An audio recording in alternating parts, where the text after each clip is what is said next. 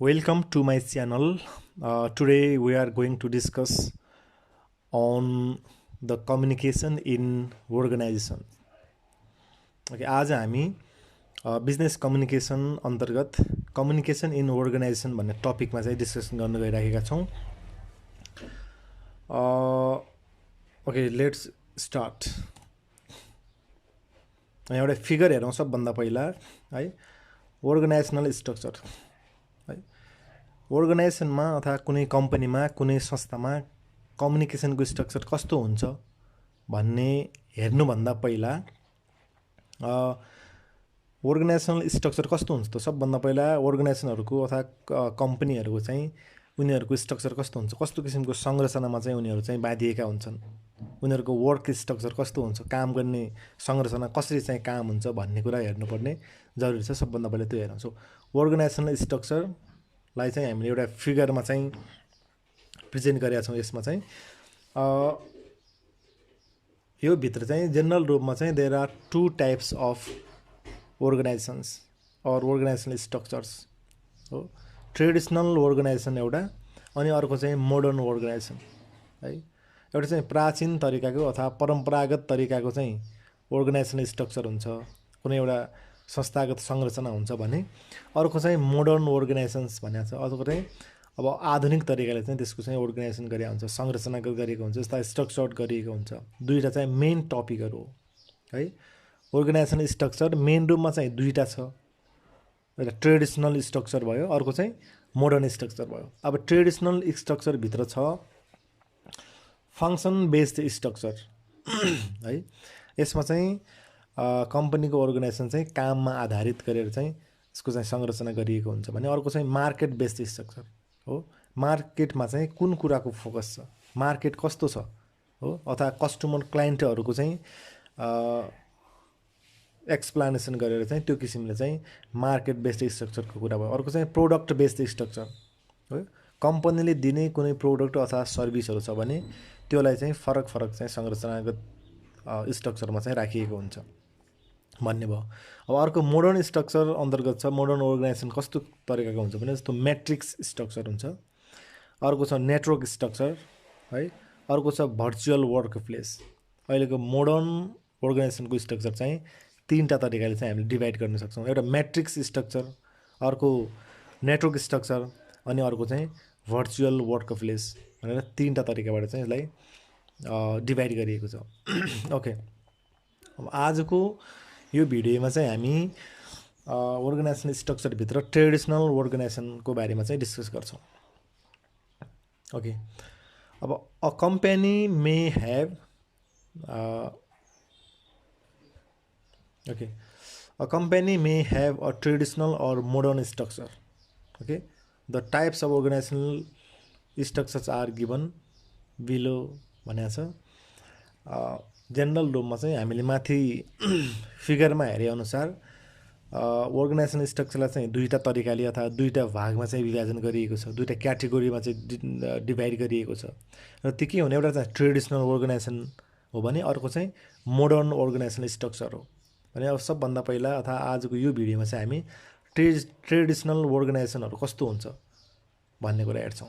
Okay, traditional organisations. So the traditional organisations were static having hierarchical structure and downward of power and communication flow. हो, traditional organisation कस्तो हुन्छ? Static. Static भने स्थिर तरिकाको के, एउटा चेन्ज नहुने तरिकाको, सजिलो तरिकाले त्यसको चाहिँ संरचना चाहिँ चेन्ज गर्न नसकिने खालको हुन्थ्यो. अथवा ह्याभिङ हायरार्किकल स्ट्रक्चर, हायरार्की हुन्थ्यो हो. माथिल्लो अफिसरमा अथवा सिइओ सबभन्दा ठुलो, त्योभन्दा तल चाहिँ के होला, अथवा डिपार्टमेन्ट हेड छ भने त्यो दोस्रो ऱ्याङ्कमा, त्योभन्दा तल म्यानेजरहरू, त्योभन्दा तल सुपरभाइजरहरू, अनि लास्टमा चाहिँ जेनरल वर्करहरू. एक किसिमको हायरार्की हुन्थ्यो. पावर जति हायरार्की माथि हुँदै गयो, जति उनीहरूको लेभल बढ्दै जान्छ त्यति उनीहरूको के हुन्छ, मोर पावरफुल हुँदै जान्छ भने ट्रेडिसनल अर्गनाइजेसनमा चाहिँ हायरार्किकल स्ट्रक्चर चाहिँ हुन्थ्यो. And downward of power and communication flow. Communication flow र पावर के हुन्थ्यो, डाउनवार्ड हुन्थ्यो हो. कम्युनिकेसन पनि जस्तो सिइओले चाहिँ डिपार्टमेन्ट हेडलाई चाहिँ अर्डर गर्ने, उनीहरू चाहिँ म्यानेजरलाई अर्डर गर्ने, म्यानेजरले चाहिँ सुपरभाइजरलाई अर्डर गर्ने, सुपरभाइजरले चाहिँ वर्करलाई चाहिँ अर्डर गर्ने खालको चाहिँ डाउनवार्ड पावर र कम्युनिकेसनको फलो हुन्थ्यो ट्रेडिसनल अर्गनाइजेसनमा भन्ने कुरा बुझ्नुपर्ने हुन्छ। सो अर्को पोइन्ट छ the preset organisational goals strategies and plans rarely change and slow to adapt new technologies हो। ट्रेडिसनल अर्गनाइजेसनमा चाहिँ गोल्सहरू स्ट्राटेजिजहरू के हुन्छ अलरेडी सेट हुन्छ अथवा प्री प्लान्ड हुन्छ अथवा पहिल्यै चाहिँ निर्धारण गरिएको हुन्छ र तिनीहरूलाई चाहिँ आवश्यक परे बेला चेन्ज गर्नको लागि एकदमै गाह्रो हुन्छ है।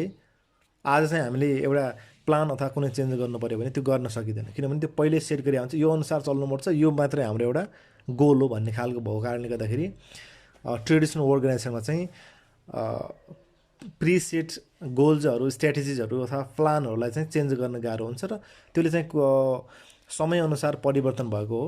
टाइमअनुसार चाहिँ आएको नयाँ टेक्नोलोजी छ अथवा कुनै नयाँ प्लानिङहरू छ नयाँ स्ट्राटेजी छ भने ती कुरालाई चाहिँ चेन्ज गर्नमा एकदमै स्लो हुन्छ है। अहिले चेन्ज गरिहालौँ भन्ने खालको स्ट्रक्चर चाहिँ ट्रेडिसनल अर्गनाइजेसनमा चाहिँ हुँदैन भन्ने भयो। अर्को छ only accountable for their precisely identified jobs and duties and relationships between employees are based on rank and profile. Okay, general रूपमा ट्रेडिसनल अर्गनाइजेसनमा चाहिँ उनीहरू के हुन्छ आइडेन्टिफाइड जब र ड्युटी हुन्छ हो।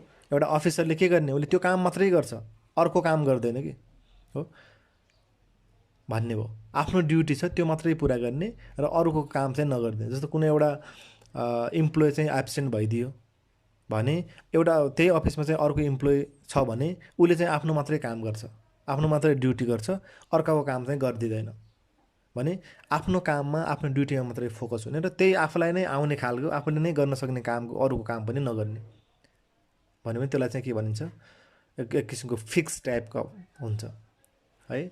अनि अर्को छ relationships between employees are based on rank and profile हो। इम्प्लोइहरूको बिचमा रिलेसनसिप कस्तो हुन्छ भने त्यो केमा आधारित हुन्छ भने ऱ्याङ्कमा हुन्छ, तह माथिल्लो अफिसर तहको हो अथवा त्योभन्दा माथिल्लो म्यानेजर तह त्योभन्दा माथि डिपार्टमेन्ट हेड भन्ने खालको चाहिँ ऱ्याङ्क र प्रोफाइल पनि त्यही अनुसारले बढ्दै जान्छ हायरार्किकल हुन्छ भन्ने कुरा भयो। अब okay, now some government organisations are still in traditional structure. अझै पनि हाम्रै देशको अथवा नेपालकै कुरा गर्ने हो भने गभर्मेन्ट अर्गनाइजेसनहरू हो सरकारी संस्थाहरू अहिले अझै पनि के छन् ट्रेडिसनल स्ट्रक्चरमा छन् हो। उनीहरूमा एकदमै हायरार्किक छ स्ट्याटिक छ उनीहरू पनि एउटा किसिमको काम छ। जो एउटा अफिसरले त्यो सुब्बाले गर्ने काम गर्दै गर्दैन सुब्बा सा आउनु भएको छैन आज त्यो काम हुँदैन भनिदिन्छ। कारण के भने उसले चाहिँ आफ्नो ड्युटी के हो अफिसरको हो अथवा त्यो डिपार्टमेन्टको हो त्यसलाई चाहिँ केही कुरा भेरिफाई गर्ने साइन गर्ने मात्रै काम हो भन्ने सोच्छ र अर्को काम गर्दै गर्दैन आफ्नो आइडेन्टिफाइड जब र ड्युटी मात्रै गर्छ भन्ने हो। ऱ्याङ्कको कुरा गरौँ न, अब जस्तो कि एउटा खरिदार होला ऊभन्दा ठुलो सुब्बा हुन्छ त्योभन्दा ठुलो अफिसर हुन्छ त्योभन्दा ठुलो उपसचिव होला सहसचिव होला सचिव होला त्यहाँ के हुन्छ गभर्मेन्ट अफिसमा चाहिँ अझै पनि के छ ऱ्याङ्कहरू हुन्छ र त्यही अनुसारको उनीहरूको प्रोफाइल हुन्छ।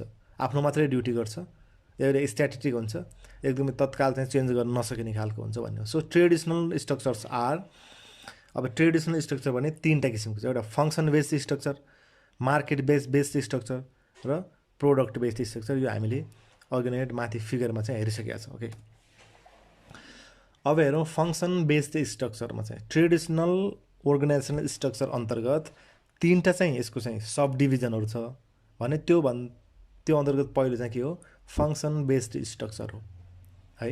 अब के हुन्छ त फङ्सन बेस्ड स्ट्रक्चरमा भन्दाखेरि the workplace is grouped into smaller functional units based on their specialised skills हो। अब यहाँ के हुन्छ भने जहिले पनि कम्पनी अथवा कुनै अर्गनाइजेसनमा चाहिँ कुनै मान्छेले गर्ने काम अनुसार चाहिँ उसको ड्युटी चाहिँ छुट्याएको हुन्छ हो। सानो सानो फङ्सनल युनिटलाई कसरी बनाएको हुन्छ भने उसको स्किल के हो त उसको एक्सपर्टाइज चाहिँ कुन हो। जस्तो कोही टाइपिङ गर्छ भने ऊ टाइपिङ गर्ने उसको जिम्मा हुने भयो हो अथवा कोही प्रोडक्सनमा राम्रो छ भने प्रोडक्सनको जिम्मा, मार्केटिङमा राम्रो छ भने मार्केटिङमा राम्रो जिम्मा हो, सेल्समा राम्रो छ भने सेल्समा राम्रो भन्ने अथवा ह्युमन रिसोर्स म्यानेजमेन्टतिरको चाहिँ उसले एक्सपर्टाइज छ उसँग क्वालिफिकेसन छ भने त्यो जुन एउटा वर्करले अथवा कुनै काम गर्ने मान्छेले उसँग भएको सिपको आधारमा उसँग भएको क्वालिफिकेसनको आधारमा हो उसँग भएको चाहिँ के कुरामा दक्ष छ त भन्ने त्यो आधारमा चाहिँ अफिसको चाहिँ अथवा अर्गनाइजेसनको चाहिँ स्ट्रक्चर डिभाइड गरिएको हुन्छ भने त्यति बेला के हुन्छ फङ्सन बेस्ड स्ट्रक्चर भन्छौँ। जस्तो for example production, marketing, sales and human resource management हो। अब यो के हो, एउटा काम हो कि कुनै कामको आधारमा एउटा प्रोडक्सन कम्पनीमा प्रोडक्सन गर्नु एउटा काम हो, त्यो भएको कम्पनीको प्रोडक्सन भएको कुरालाई चाहिँ मार्केटिङ गर्नु अर्को काम हो अथवा सेल गर्नु अर्को काम हो। अनि ह्युमन रिसोर्स म्यानेजमेन्ट कुनै अफिसको चाहिँ ह्युमनको रिसोर्स म्यानेजमेन्ट गर्नु अर्को काम हो भने त्यो कामअनुसार चाहिँ डिपार्टमेन्टहरू छुट्टिएको हुन्छ। कामअनुसार चाहिँ कुनै कम्पनीलाई चाहिँ डिभाइड गरिएको हुन्छ भने यसलाई हामी के भन्छौँ, फङ्सन बेस्ड स्ट्रक्चर भन्ने भयो। अब the units are still based on hierarchies and information flows vertically हो। अझै पनि फङ्सन बेस्ड स्ट्रक्चरमा के हुन्छ, उनीहरूको युनिट के हुन्छ हायरार्किक हुन्छ हो। प्रोडक्सनमा पनि के हुन्छ, प्रोडक्सनको म्यानेजर होला, त्योभन्दा तल चाहिँ सुपरभाइजर होला, त्योभन्दा तल वर्कर होला भने त्यहाँ पनि हायरार्की हुन्छ भन्ने हो। अनि त्यसै गरेर इन्फर्मेसन पनि हायरार्की अनुसार चाहिँ डाउनवार्ड अथवा भर्टिकली चाहिँ फलो हुन्छ हो। म्यानेजरले चाहिँ सुपरभाइजरलाई चाहिँ अर्डर गर्ने, उनीहरूले चाहिँ इन्फर्मेसन चाहिँ जनरल वर्करलाई चाहिँ सेन्ड गर्ने, यस्तो खालको चाहिँ डाउनवार्ड अथवा भर्टिकल चाहिँ फलो अफ इन्फर्मेसन चाहिँ फङ्सन बेस्ड स्ट्रक्चरमा हुन्छ। So now to market based structure, दोस्रो नम्बरमा छ मार्केट बेस्ड स्ट्रक्चर। सो यो यसमा के हुन्छ भन्दा, in this structure divisions, duties and employees relationships are drawn along the products targeted to various market segments हो। अब मार्केट बेस्ड स्ट्रक्चरमा के हुन्छ, मार्केटलाई हेरेर अथवा त्यहाँ क्लाइन्ट्सहरूलाई हेरेर अथवा कस्टमरलाई चाहिँ हेरेर कस्टमरको चाहिँ डिभिजन गर्ने र त्यो अनुसारको चाहिँ सर्भिस दिने भने के हो, मार्केट बेस्ड स्ट्रक्चर हो है। हामीले के हेर्नु पऱ्यो, सबभन्दा पहिला हाम्रो प्रोडक्ट्स हेर्नु पऱ्यो र त्यो प्रोडक्टले चाहिँ मार्केटमा चाहिँ कसरी चाहिँ उसलाई चाहिँ सेल गर्न सकिन्छ त हो। त्यो प्रोडक्टहरू चाहिँ कसले किन्छ अथवा त्यो सर्भिस अथवा प्रोडक्ट लिने मान्छे को, क्लाइन्ट अथवा कस्टमरलाई चाहिँ छुट्याएर चाहिँ हामी के गर्छौँ, त्यति बेला चाहिँ स्ट्रक्चर अर्गनाइजेसन स्ट्रक्चरलाई चाहिँ डिभाइड गर्छौँ भने त्यो के हो, market based structure. For example यहाँ भनेको छौँ, जस्तो फर इक्जाम्पल ओके, यहाँ एफओआर हुनुपर्ने एफओई भएछ।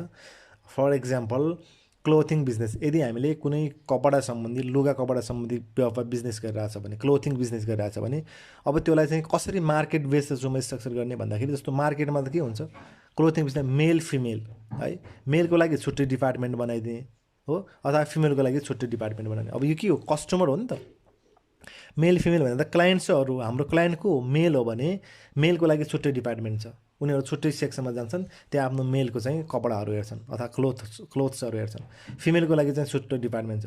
त्यही पनि फेरि मेल फिमेलमा पनि के हुन्छ, चिल्ड्रन हुनसक्छ, चिल्ड्रन मेलको छुट्टै, के अरे मेल चिल्ड्रनको छुट्टै, फिमेल चिल्ड्रनको छुट्टै, टिनेजरको लागि छुट्टै डिपार्टमेन्ट अथवा अडल्ट्सहरूको लागि छुट्टै डिपार्टमेन्ट भन्यो भने मार्केट बेस्ड हो। मार्केटमा कस्तो खालको क्लाइन्ट आउँछ, मार्केटमा चाहिँ कस्तो खालको चाहिँ कस्टमर्सहरू आउँछ, उनीहरूको आवश्यकता, इच्छा, चाहना हो, उनीहरूको मनोविज्ञानलाई हेरेर चाहिँ कुनै कम्पनीले अथवा कुनै अर्गनाइजेसनले चाहिँ आफ्नो स्ट्रक्चर डेभलप गर्छ भने त्यो के हो, मार्केट बेस्ड स्ट्रक्चर हो भन्ने बुझ्नु पर्यो। सो अब ट्रेडिसनल अर्गनाइजेसनभित्र अर्को छ प्रोडक्ट बेस्ड स्ट्रक्चर है, प्रोडक्ट बेस्ड स्ट्रक्चर प्रोडक्ट अनुसार।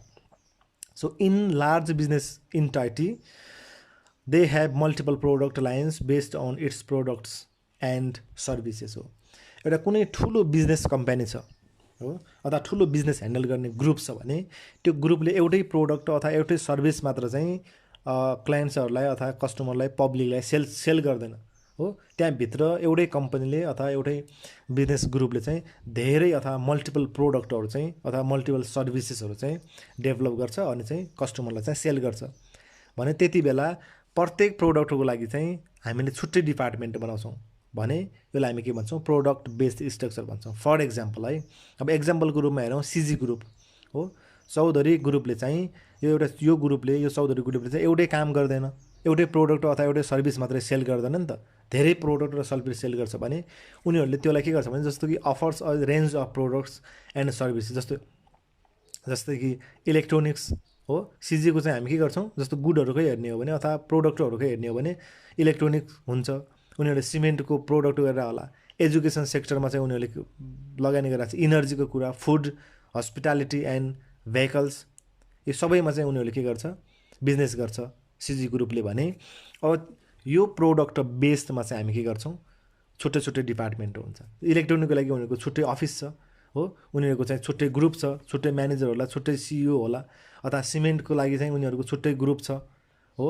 प्रोडक्ट हो नि, जस्तो एजुकेसन भने छुट्टै सर्भिस भयो, एनर्जी भने छुट्टै प्रोडक्टहरू छ, फुडसँग रिलेटेड अब छुट्टै डिपार्टमेन्ट छ, हस्पिटालिटीसँग छुट्टै छ, भेहिकलसँग उनीहरूको छुट्टै डिपार्टमेन्ट छ भने उनीहरूले आफूले सेल गर्ने सर्भिस अथवा प्रोडक्ट अनुसार छुट्टै डिपार्टमेन्टहरू क्रिएट गर्छ, छुट्टै अर्गनाइजेसन स्ट्रक्चर क्रिएट गर्छ भने त्यसलाई हामी के भन्छौँ, प्रोडक्ट बेस्ड स्ट्रक्चरको रूपमा चाहिँ लिन सकिन्छ। So higher level management controls the entire organisation and each line controlled and manage by the separate management हो।